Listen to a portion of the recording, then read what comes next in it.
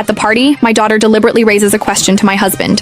Daddy, since Ms. Lloyd is having your baby, does that mean we'll be living with her in the future? He places the nicely cut steak onto my plate and answers softly. Your mommy and I made a deal. Whoever betrays first will disappear from the other's life. I can't afford for that to happen, darling, so this must stay a secret. Even when the baby is born, I will never let mommy find out about them. Then he signs to me, I'll always love you. My eyes turn red-rimmed without him noticing. Little does he know, my hearing was restored a week ago. He doesn't realize I've learned about the mistress he's been hiding either. And he definitely doesn't know I've secretly bought a ticket to volunteer teach in the Saru Plateau. All I have to do is wait for the paperwork to clear in 7 days.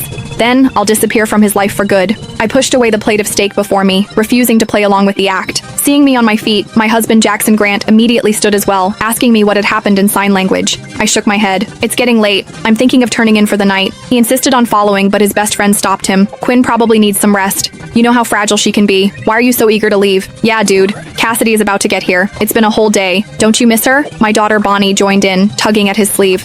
Daddy, I miss Ms. Lloyd already. Can we not leave with mommy? Panic bloomed across Jackson's face. Seeing there was no anomaly in my expression, he frowned and warned, Don't say her name in front of Quinn. Why not? Mommy can't hear anyway, Bonnie countered. Her words prompted me to pin Jackson back into his chair. I can get home by myself just fine. You guys stay. I turned on my heel and walked out of the establishment's private room, not giving him a chance to argue. I had barely taken a few steps forward when I saw Cassidy Lloyd striding into the restaurant.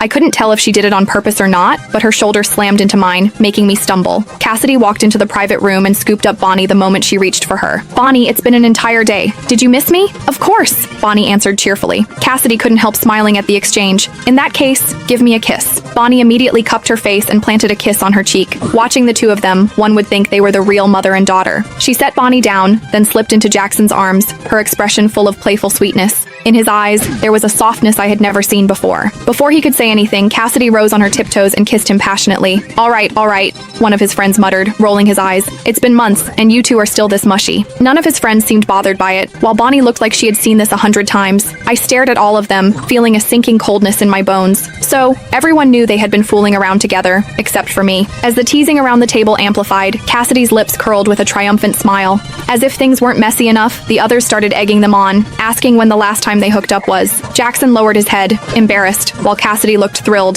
2 days ago, in the room next to the main bedroom, I whispered the same words at the same time as she did, our two voices overlapping, and the whole room exploded with excitement. Some laughed, some cheered on. Jackson, my boy, you finally grew a brain. Yeah, with our status, who the hell stays loyal? As long as you hide it well, you can enjoy life. Quinn is deaf. She'll never find out. When my name came up, the smile on Jackson's face stiffened. His expression turned ice cold. Don't let this get back to Quinn. His friends didn't care at all. They simply burst into louder laughter. Bonnie chimed in loud.